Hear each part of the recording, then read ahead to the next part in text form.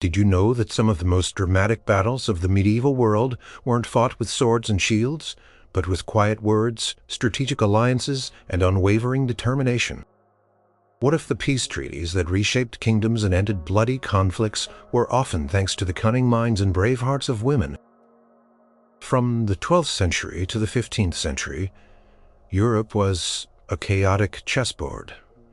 But amidst the clash of empires and the roar of war, certain queens emerged as unlikely architects of peace. Number 7. Isabella of Portugal, Duchess of Burgundy. The year was 1435. For decades, the 100 Years' War had raged across France, a brutal, seemingly endless conflict that pitted England against France. But the war wasn't just between two nations. It was a tangled web of alliances and betrayals. A particularly painful split had occurred within France itself. The powerful Duchy of Burgundy, a vast and wealthy territory, had allied itself with England. This was a deep wound, a civil war within the larger international conflict. The French king, Charles VII, was desperate to regain control of his kingdom, but he couldn't do it with Burgundy against him. He needed peace, and he needed Burgundy to return to the French fold. Enter Isabella of Portugal, Duchess of Burgundy. She was the wife of Philip the Good, Duke of Burgundy, and a woman of considerable intellect and diplomatic skill. Born into the royal house of Portugal, she had grown up in a court that valued learning and international relations. She arrived in Burgundy not just as a bride, but as a keen observer of politics. She understood the intricate dance of power and the devastating toll that endless warfare took on the common people and on the stability of her husband's duchy. The situation was dire. The alliance between England and Burgundy was a formidable one. The English had been remarkably successful, even holding vast swaths of French territory, including Paris itself. The French king was often referred to derisively as the King of Boors because his court was relegated to a small central part of his supposed kingdom. This deep division meant more suffering, more sieges, and more lives lost. Isabella knew that this alliance, while perhaps strategically beneficial for Burgundy in the short term, was ultimately unsustainable and morally questionable for a French principality. The bloodshed between fellow Frenchmen was particularly abhorrent. She began to quietly advocate for a shift in policy. It was not an easy task. Her husband, Philip the Good, had a personal vendetta against the French crown. His father, John the Fearless, had been brutally assassinated in 1419 on the bridge at Montereau, an act for which the French Dauphin, later Charles VII, was blamed. This deep-seated hatred fueled Burgundy's alliance with England and its stubborn refusal to reconcile with the French king. Philip was not easily swayed by sentiment. He was a proud and powerful duke, determined to avenge his father's death and secure Burgundy's independence. Isabella approached the matter with immense patience and an understanding of her husband's personality. She didn't directly challenge his grievances. Instead, she subtly highlighted the long-term benefits of peace. She spoke of the prosperity that could return to Burgundy's lands if trade routes were secure and the constant drain of war expenditures ceased. She pointed out that while England was a powerful ally, it was also a demanding one, and Burgundy's true historical and cultural ties lay with France. She used her personal charm and intelligence, often engaging in quiet conversations, planting seeds of doubt about the wisdom of perpetual conflict. Her efforts came to a head with the Congress of Arras in 1435. This was an unprecedented diplomatic gathering, one of the largest peace conferences of the entire medieval period. Representatives from England, France, Burgundy, and even the Pope and the Holy Roman Emperor were present. The hope was to bring an end to the brutal 100 Years' War. It was a massive undertaking, filled with pomp, ceremony, and deeply entrenched animosities. Isabella understood the immense stakes. She knew that simply bringing the parties to the table was not enough. Someone had to actively facilitate, persuade, and bridge the chasms of distrust. She took on this role with remarkable dedication. She became the unofficial hostess and mediator of the conference. She used her position to soften rigid stances, to encourage dialogue even when it seemed impossible, and to maintain a semblance of civility in a room full of hardened politicians and embittered nobles. She held separate meetings with the French and Burgundian delegations, listening patiently to their grievances, offering practical solutions, and emphasizing the shared goal of stability. She made sure that social events accompanied the negotiations, creating informal opportunities for adversaries to speak with one another outside the tense atmosphere of the formal sessions. She understood that personal relationships, even brief ones, could sometimes break through diplomatic deadlocks. The English, however, proved intractable. They refused to budge on their territorial claims in France, clinging to the idea of a dual monarchy. After weeks of fruitless negotiations, the English delegation dramatically walked out of the conference, believing they had nothing to gain from compromise. This left a void, but it also opened a crucial window of opportunity for Isabella. With the English gone, Isabella redoubled her efforts. To reconcile France and Burgundy, she personally pleaded with her husband, Philip. She reminded him of the suffering of his people, of the shared heritage with the French crown, and of the political isolation that continued war might eventually bring. She presented the reconciliation not as a surrender, but as an act of statesmanship that would elevate Burgundy's standing and secure its long-term interests. Her persistence, her calm demeanor, and her logical arguments finally swayed Philip. He agreed to negotiate a separate peace with France. The result was the Treaty of Arras, signed on September 21, 1435. This was a monumental achievement. Burgundy formally broke its alliance with England and recognized Charles VII as the legitimate King of France. In return, Charles offered significant concessions, including an official apology for the murder of Philip's father and various territorial grants. Treaty of Arras was not the end of the 100 Years' War, but it was a turning point. It isolated England, severely weakening its position in France. It allowed Charles VII to consolidate his power and begin the process of driving the English out. This crucial shift, engineered in large part by Isabella of Portugal's tireless efforts, paved the way for France's eventual victory and the end of the long devastating conflict. Her legacy was not of military conquest, but of quiet diplomacy and unwavering dedication to peace. A testament to the power of a queen who understood that true strength sometimes lay in persuasion. Number 6. Yolande of Aragon. The year was 1418, and France was tearing itself apart. The 100 Years' War against England was still raging, but even worse, a brutal civil war had erupted within France itself. Two powerful noble factions, the Armagnacs and the Burgundians, were locked in a bloody struggle for control. The King of France, Charles VI, suffered from bouts of severe mental illness, leaving a power vacuum that both sides exploited ruthlessly. The Dauphin, young Charles, was weak, indecisive, and frequently had to flee for his life. France was a shattered kingdom, its very existence threatened by internal strife and external invasion.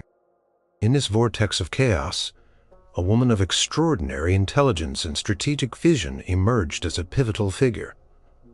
Yolande of Aragon. She was a queen by marriage to Louis II of Anjou and a duchess in her own right, controlling vast territories in southern France. But more than titles, Yolande possessed an acute understanding of power dynamics, a formidable network of spies and informants, and an iron will. She was often called the Queen of the Four Kingdoms because of her extensive claims and influence, but her true kingdom was a network of alliances and a reputation for shrewdness. The civil war between the Armagnacs and the Burgundians was particularly destructive. It weakened France against the English, who exploited the divisions to their advantage, capturing key cities like Paris. The assassination of John the Fearless, Duke of Burgundy, by agents of the Dauphin in 1419 only deepened the chasm between the two factions, making reconciliation seem impossible. The Dauphin himself was a fugitive, often without funds, and surrounded by corrupt or ineffective advisors. Hope for France seemed to be fading. Yolande understood that the only way to save France was to unify. Her immediate goal was to secure the future of the French monarchy, which meant supporting the Dauphin, Charles. He was her son-in-law, married to her daughter, Marie of Anjou. But more than family ties, Yolande saw in Charles the legitimate heir to the French throne and the only hope for national unity. Her approach to peacemaking was not through direct negotiation on a grand scale, but through strategic support, financial backing, and the shrewd manipulation of alliances that slowly but surely undermined the forces of division. She provided Charles with a safe haven in her southern domains, offering him a court, an administration, and a measure of dignity when he had nowhere else to turn. When Charles's own treasury was empty, Yolande often personally funded his military campaigns and his court, using her considerable wealth and credit. This financial support was crucial, as it allowed Charles to maintain a small army and exert some authority, however limited. Yolande's intelligence network was legendary. She had eyes and ears across France, gathering information on both English and Burgundian movements, as well as the internal politics of Charles's own court. She used this information to advise Charles, helping him navigate the treacherous waters of French politics. She purged his court of corrupt advisors, replacing them with loyal and capable men. She understood that a strong and unified royal court was the first step toward a unified kingdom. One of Yolande's most famous and perhaps most epic came through her support of Joan of Arc. When Joan, a young peasant girl claiming divine guidance, arrived at Chinon in 1429, seeking to meet with Charles and lead his armies, many at court were skeptical. But Yolande, with her keen judgment of character and her understanding of the power of belief, recognized Joan's potential. She saw that Joan's arrival could galvanize the dispirited French forces and provide the morale boost that Charles desperately needed. Yolande facilitated Joan's examination by theologians, ensuring that her claims were taken seriously. She is believed to have played a crucial role in providing Joan with practical support, including a horse armor and an entourage. She understood that Joan's success would not only rally the French, but also weaken the resolve of their enemies, forcing them to consider peace. The lifting of the Siege of Orleans by Joan was a watershed moment, showing that the French could win.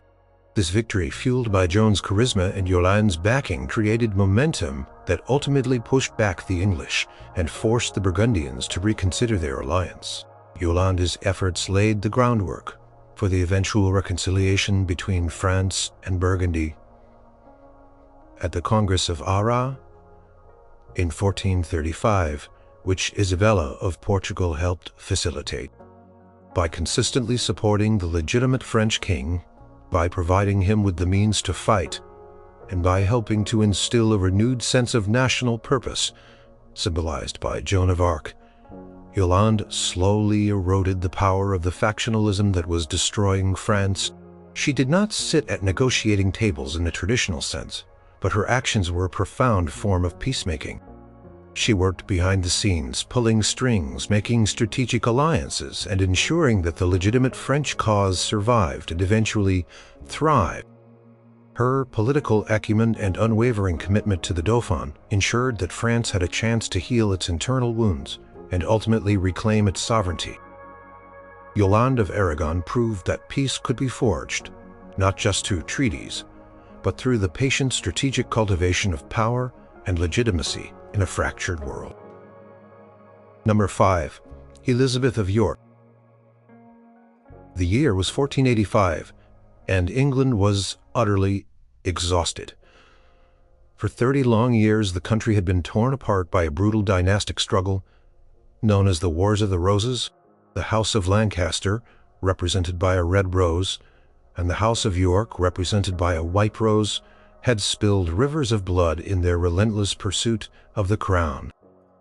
Noble families had been decimated, towns ruined, and the very fabric of society frayed. The Battle of Bosworth Field had just concluded, a decisive victory for Henry Tudor, the Lancastrian claimant, over King Richard III, the last Yorkist king. Henry Tudor was now Henry VII, the new king. But he knew his hold on power was precarious. England needed more than just a new king. It needed lasting peace and reconciliation. In walked Elizabeth of York. She was the eldest daughter of the late King Edward IV, a prominent Yorkist king. She was beautiful, intelligent, and crucially, a symbol of the Yorkist claim to the throne. Her family had suffered immensely during the wars, losing kings, brothers, and even her own young brothers, the princes in the Tower, whose disappearance remained a haunting mystery. She had grown up amidst violence and political intrigue, a pawn in a deadly game of thrones. Henry VII's claim to the throne was not particularly strong by traditional lineage. He was a Lancastrian, but a distant one. To solidify his rule, and more importantly to unite the warring factions of England, he made a profoundly strategic and peacemaking decision. He announced his intention to marry Elizabeth of York. This wasn't a love match born of romantic ideals, but a calculated move to bring an end to decades of bloodshed. It was a marriage of peace. The challenge was immense. The hatred between the two houses ran deep. Many Yorkists still believed their line had the rightful claim, and many Lancastrians viewed the Yorkists with suspicion and resentment. Simply marrying the two symbols together wouldn't instantly erase the bitterness. However, Elizabeth of York played her role with immense grace and dignity. She understood the historical significance of her position. She was not just a queen, she was a bridge. Her presence at court immediately began to heal divisions. She was a Yorkist, and yet she was the queen of a Lancastrian king. This visible union sent a powerful message across the land. For the common people who had suffered most from the constant warfare, her marriage offered a glimmer of hope for a stable future. For the disgruntled Yorkist nobles, it provided a pathway to legitimacy and a reason to accept the new regime rather than continue the fight. They could see their own bloodline on the throne, albeit through marriage, and felt a sense of continuity.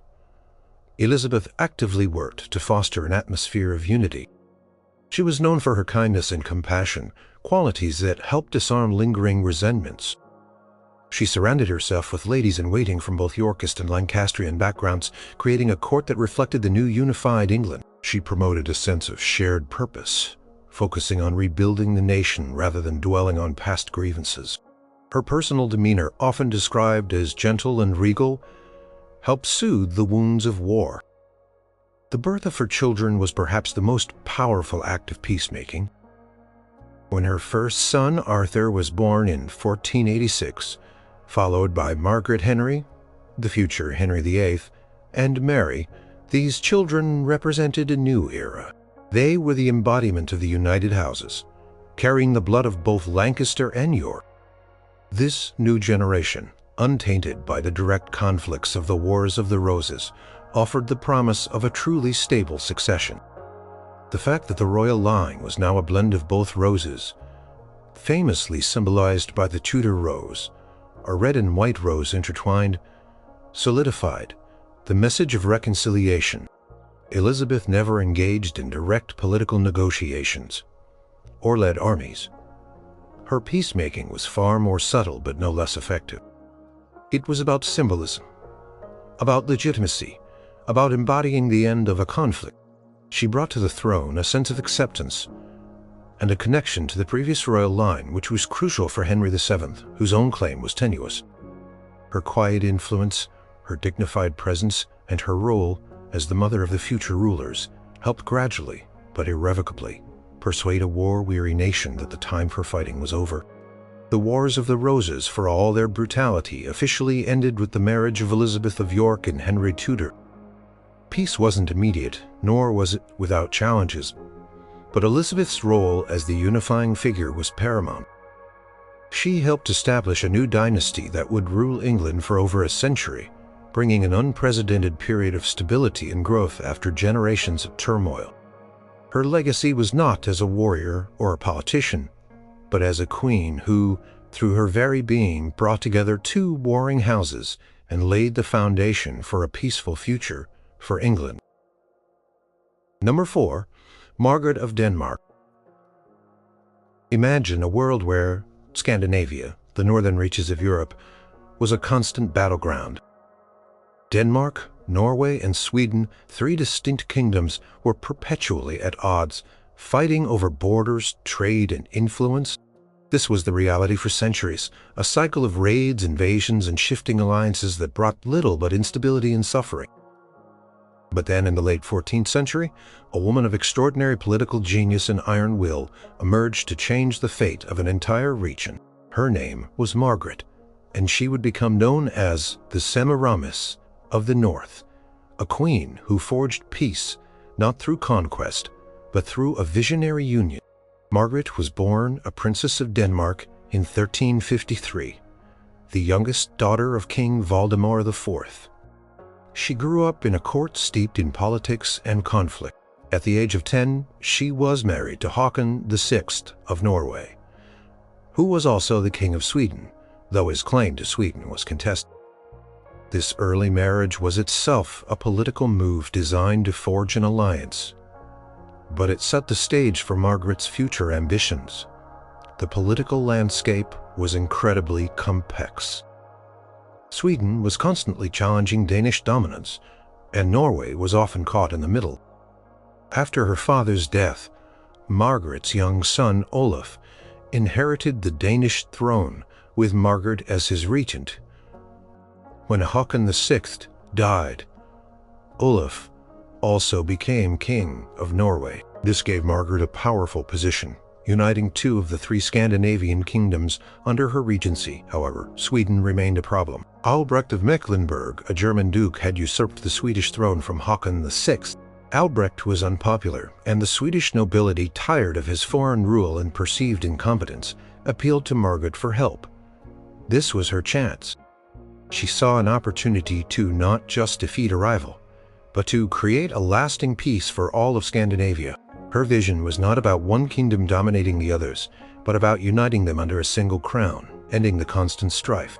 In 1388, the Swedish nobility formally recognized Margaret as their regent, effectively inviting her to depose Albrecht.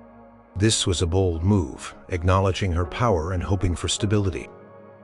Margaret responded with military action, but her ultimate goal was not just victory on the battlefield. It was unification. In 1389, her forces defeated Albrecht's army at the Battle of Asle. Albrecht was captured, and Margaret became the de facto ruler of all 3 Scandinavian kingdoms. The challenge now was to formalize this union and make it last. Simply having one person rule all 3 kingdoms was not enough. The union had to be based on a shared understanding and a commitment to peace. Margaret understood that the 3 kingdoms, despite their rivalries, shared cultural and historical ties. She aimed to create a union that respected the individual laws and customs of each kingdom, but ensured a common foreign policy and prevented internal warfare. Her most significant act of peacemaking was the negotiation and establishment of the Kalmar Union in 1397. This was a monumental diplomatic achievement. Margaret convened a meeting of the leading nobles and clergy from Denmark, Norway, and Sweden at the town of Kalmar. In Sweden, here a formal treaty was drafted. Margaret's grandnephew, Eric of Pomerania, was crowned king of all 3 realms, a symbolic act of unity. Kalmar Union was not a forced subjugation of one kingdom by another. Instead, it was an agreement to share a common monarch and a common foreign policy.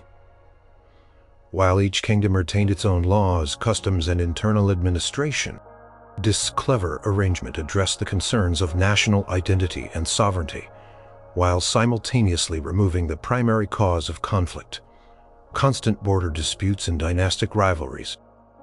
It was a compromise that sought to provide stability through cooperation. Margaret, though no longer formally regent after Eric's coronation, remained the true power behind the throne, guiding the union with her immense wisdom and political skill for many years. She worked tirelessly to maintain the delicate balance between the 3 kingdoms, mediating disputes between nobles, ensuring justice, and promoting trade and prosperity. Her authority was immense, respected by Danes, Norwegians, and Swedes alike. because she consistently demonstrated a commitment to the well-being of the entire Union. Kalmar Union brought an unprecedented period of relative peace to Scandinavia. While there would be future tensions and periods of unrest, particularly from Sweden, the Union endured for over a century, fundamentally reshaping the political landscape of the North. It fostered a shared identity, facilitated trade, and allowed the Scandinavian kingdoms to focus on internal development rather than constant warfare. Margaret's visionary leadership had transformed a region of perpetual conflict into a unified power bloc, a testament to her extraordinary ability to forge peace through diplomacy and statesmanship. On a grand scale, she showed that a queen could be a peacemaker, not just within a single court, but across an entire continent. Number 3. Filipe of Hano. The year was 1347, and the 100 Years' War was in full brutal swing. England, under the ambitious King Edward III, had just achieved a stunning victory at the Battle of Crecy, a turning point that choqued the devastating power of the English longbow. Following this triumph, Edward's forces laid siege to Calais, a vital French port city just across the English Channel. The siege was long and agonizing, lasting 11 months. The people of Calais endured starvation, disease, and constant bombardment, holding out with incredible resilience. Finally, with no hope of relief, they were forced to surrender. King Edward III was furious. The prolonged resistance of Calais had cost him dearly in men, time, and resources. He was determined to make an example of the city, to punish its defiance and send a clear message to any future French resistance. His initial demand was chilling. He ordered that 6 of the most prominent citizens, known as the burghers of Calais, should come to him with ropes around their necks, barefoot, and with the keys to the city. He intended to execute them and possibly raze the city. It was an act of brutal retribution, reflecting the harsh realities of medieval warfare, but then a gentle and compassionate voice stepped in. This was Filipe of Hano, Queen of England, wife of Edward III. She was known for her kindness, her intelligence, and her deep devotion to her husband and her adopted country, born in what is now Belgium. She had come to England as a young bride, bringing with her a sense of fairness and a spirit of mercy. She was immensely popular with the English people, a testament to her character.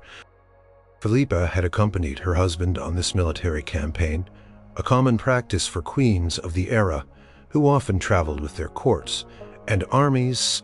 She was present at the English camp outside Calais when the 6 brave burghers, led by Eustace de Saint-Pierre, presented themselves before Edward. They were prepared to sacrifice their lives to save their city. The scene was one of immense tension and despair. The English king, still burning with rage, was unyielding in his demand for their execution. What happened next was a powerful display of a queen's soft power. Filipe, who was heavily pregnant with her 10th child at the time, approached her husband. She didn't scold him or openly defy him. Instead, she knelt before him, a remarkable act of humility and persuasion. Her face was tear-stained, and her voice, usually calm, was filled with emotion. She pleaded with Edward, not on grounds of justice, but on mercy and compassion. She reminded him of the importance of chivalry, of his reputation as a great king, and of the respect he commanded throughout Europe. She appealed to his better nature, highlighting the bravery of the burghers, who had willingly offered themselves for their people. She spoke of the humanity of the situation, the suffering of the innocent citizens of Calais, and the potential for a merciful act to enhance his glory, rather than dim it with vengeance. She emphasized her own state, her pregnancy, suggesting that a harsh act at such a time might be ill omened. She used her vulnerability and her position as his beloved queen to sway him. Her plea was not a cold, calculated negotiation, but a heartfelt outpouring of empathy. She was a woman who understood the toll of war, and who sought to alleviate suffering wherever she could. Edward, known for his temper and his stubbornness, was visibly moved. Historians tell us that he struggled with his decision. His pride demanded retribution, but his love and respect for Filipe, coupled with her poignant plea, began to break through his anger. He looked at his pregnant wife kneeling before him, her eyes filled with tears, and the gravity of her appeal resonated deeply. Finally, after a moment of intense internal struggle, Edward relented. He granted Filipe's request. The burghers of Calais were spared. Their lives were saved, and the city itself was spared further destruction. While the English did occupy Calais and expelled many of its French inhabitants, the immediate brutal act of execution was averted, a direct result of Filipe's intervention. This act of clemency became legendary, celebrated in chronicles and stories across Europe. It showcased Filipa not just as a queen, but as a moral compass for her husband, a woman who used her influence for good. Her compassion in this moment stood in stark contrast to the brutality of the era, proving that even in the midst of war, a queen's plea for mercy could shift the course of events and save lives. Filipe of Hano's intervention at Calais remains a powerful example of how personal influence, combined with courage and empathy, could act as a profound force for peacemaking. Number 2. Blanch of Castile. The year was 1226, and France was on the brink. King Louis VIII had just died, leaving behind a kingdom still recovering from centuries of internal conflict and facing a resurgent threat from rebellious barons in the south. His heir, Louis IX, was only 12 years old, far too young to rule. The responsibility of governing fell to his mother, Blanch of Castile, who became regent. This was no easy task. Blanche was a foreigner, a Castilian princess, and a woman in a fiercely patriarchal world. Many powerful French nobles resented her authority and saw the king's minority as an opportunity to reclaim lost power and prestige. Adding to the chaos was the ongoing Albigensian Crusade in the south of France. This was a brutal religious war against the Cathar heresy, but it had also become a political conflict with northern French nobles invading southern territories. The region was devastated, and the war seemed endless, draining resources and preventing national unity. Blanche of Castile knew that for her son's reign to succeed and for France to thrive, she needed to bring peace both within the kingdom and to its fractured southern lands. Blanche was a formidable woman, intelligent, pious, and intensely determined.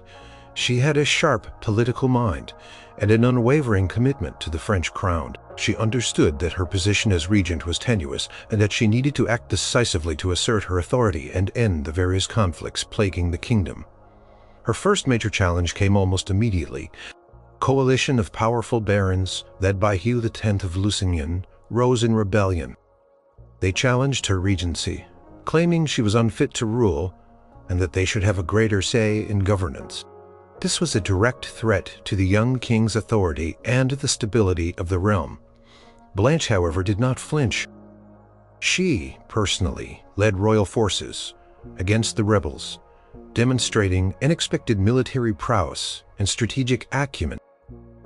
She rallied loyal nobles and cities, proving that she was a leader to be reckoned with. Her decisive actions, including laying sieges and forcing concessions, quickly suppressed the rebellion, forcing the rebellious barons to submit. This show of strength was crucial. It sent a clear message that she would tolerate no challenge to royal authority. Having asserted control over the internal rebellions, Blanche turned her attention to the prolonged and devastating Albigensian Crusade. This conflict had dragged on for decades, causing immense suffering in the south and creating a dangerous power vacuum.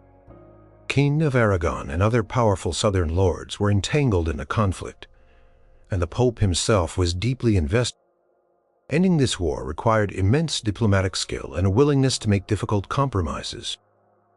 Blanche, acting on behalf of her young son, took a pragmatic approach. She understood that a total military victory was unlikely and that the best path to lasting peace lay in negotiation and integration. She sought to bring the key players to the table, including Raymond VII, Count of Toulouse, the most powerful remaining southern lord and a key figure in the Albigensian resistance. Her efforts culminated in the Treaty of Arras, signed in 1229. This was a landmark peace agreement that effectively ended the Albigensian Crusade. Terms were carefully crafted to achieve peace and bring the South firmly under royal control. Count Raymond VII was forced to submit to the French crown, cede significant territories to the king, and pledge to pursue heretics. Crucially, the treaty also arranged for the marriage of Raymond's only daughter and heir, Joan, to Blanche's son, Alphonse of Poitiers, Louis IX's younger brother. This marriage would eventually lead to the direct incorporation of Toulouse into the French royal domain, upon their deaths effectively ending the regional autonomy that had fueled much of the conflict. The Treaty of Paris was a masterful stroke of peacemaking. It achieved several objectives, ended the religious war. While the Inquisition continued its work, the large-scale military conflict ceased, bringing desperately needed relief to the devastated southern lands. Extended royal authority, the ceded territories, and the eventual absorption of Toulouse greatly expanded the French king's direct control, strengthening the monarchy's power base, prevented future rebellion. By strategically incorporating the southern nobility through marriage and territorial adjustments, Blanche dismantled the conditions for future widespread revolts. Blanch of Castile governed France as regent for 8 years, effectively bringing peace and stability to a kingdom that had been fractured by civil strife and prolonged religious war. Her firm hand, her shrewd diplomacy, and her unwavering determination ensured that her son, Louis IX, inherited a unified and strong kingdom, setting the stage for one of France's most prosperous and celebrated reigns. She proved that a queen, even a regent, could be a highly effective and necessary peacemaker, using both military strength and astute negotiation to secure a lasting peace for her people. Number 1. Eleanor of Aquitane. Her life was an epic saga of power, passion, and political upheaval. Born in 1122, Eleanor of Aquitane was not just a queen, but a duchess. In her own right, controlling vast, wealthy territories in southwestern France, she was intelligent, ambitious, and deeply cultured. Her influence stretched across centuries and continents, but among her many roles, that of a peacemaker, often in the most tumultuous of circumstances, stands out. Her life was defined by grand conflicts, and her efforts to mediate, reconcile, and bring stability to warring factions shaped the very landscape of medieval Europe. Eleanor's first marriage was to King Louis VII of France. It was a turbulent union marked by her independent spirit, clashing with his piety and conservative nature. She accompanied him on the Second Crusade, where her presence and influence were keenly felt, though the crusade itself was a disaster. The marriage produced no male heirs, and their differing personalities ultimately led to an annulment in 1150. This separation itself, while a personal failure, was a form of diplomatic management, avoiding a drawn-out and messy dynastic dispute. Mere weeks after her annulment from Louis, Eleanor made a startling move that reshaped the map of Europe. She married Henry Plantagenet, Duke of Normandy and Count of Anjou, who would soon become King Henry II of England. This union brought her vast Aquitaine lands under English control, creating the Angevin Empire, a sprawling collection of territories that dwarfed the French king's direct domains. This marriage, while politically brilliant, ignited a centuries-long rivalry between England and France. But Eleanor would later play crucial roles in attempting to quell the very conflicts she helped create. Her marriage to Henry II was initially successful, producing several sons, including the future kings, Richard the Lionheart and John. However, their relationship eventually soured. Henry was a powerful and often autocratic ruler, and Eleanor, accustomed to ruling her own lands, chafed under his control. The simmering resentment boiled over into a full-blown crisis, the Great Revolt of 1173 to 1174. This was no ordinary rebellion. Eleanor, along with her eldest sons, Henry the young king, Richard, and Geoffrey, openly rebelled against their father, King Henry II. They sought to gain more power and independence from their domineering father. It was a brutal family civil war tearing apart the Angevin Empire. The conflict involved powerful nobles, kings, and even the King of France, Louis VII, Eleanor's first husband, who supported his former wife and her sons against Henry II. The fighting raged across England and France, threatening to dismantle Henry's vast empire. Eleanor was actively involved in this rebellion, rallying support for her sons in Aquitaine and from the French court. However, the revolt ultimately failed. Henry II crushed his rebellious sons and captured Eleanor. His punishment was severe. He imprisoned her, largely confining her for the next 15 years. This period of captivity was a direct consequence of her involvement in the revolt. Yet it also set the stage for her eventual return as a peacemaker. Eleanor was finally released in 1189 upon the death of Henry II.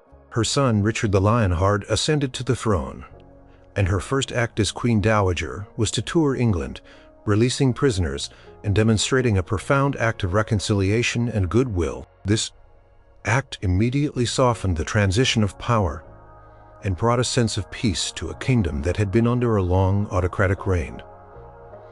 However, greater challenges awaited. Richard, almost immediately after becoming king, embarked on the Third Crusade. He left England and the Angevin Empire in the hands of regents, a situation ripe for intrigue and instability. While Richard was away, his younger brother John began to conspire for power, and tensions between England and France escalated. Eleanor, now in her late 60s, was no longer a rebellious queen.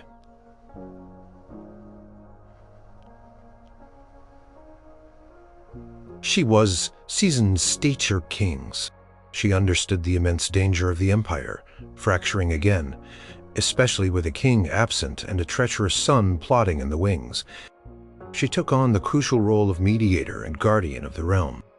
Her most significant act of peacemaking during this period came after Richard's capture in Austria on his return from the Crusade. Richard was held for a massive ransom, and his absence created a power vacuum that John and Philip II of France eagerly tried to exploit. Eleanor threw herself into the task of securing Richard's release and defending his kingdom. She personally oversaw the collection of the enormous ransom money, traveling tirelessly across England and France, rallying support and ensuring funds were raised. More importantly, she traveled to Germany herself, negotiating with the Holy Roman Emperor Henry VI for her son's release. This was a dangerous journey for an aging queen, but her determination was unwavering. She used her formidable diplomatic skills and her personal authority to secure Richard's freedom, preventing a deeper crisis for England. Upon Richard's return, he was understandably furious with John's treachery. The stage was set for another bitter family conflict, with John likely to face severe punishment. But Eleanor, recognizing the need for unity and stability, intervened. She worked tirelessly to reconcile the two brothers. She convinced Richard to forgive John, to reintegrate him into the royal fold, albeit with reduced power. Her argument was that continued family strife would only weaken the empire, especially with the ever-present threat of the French king Philip II. Her mediation prevented another devastating civil war within the Angevin family. Eleanor lived long enough to see her son Richard die and John ascend to the throne. Even in her old age, she continued to play a role in diplomacy, traveling to Castile to arrange the marriage of her granddaughter, Blanch of Castile. Yes, the very queen we discussed earlier, to the future King Louis VIII of France. This marriage, a crucial dynastic alliance, aimed to forge a new bond between the Plantagenet and French royal houses, hoping to bring some measure of peace between the two dominant powers of Western Europe. Eleanor of Aquitane's life was a testament to survival, ambition, and adaptation. She had been a queen, a rebel, a prisoner, and ultimately a matriarch who tirelessly worked to bring peace to her tumultuous family and her vast domains. From reconciling warring sons to securing her son's freedom and arranging key dynastic marriages, Eleanor, through her unwavering will and diplomatic genius, acted as a constant force, stability. Her influence was immense, proving that even a queen who had once ignited rebellion could become the ultimate peacemaker.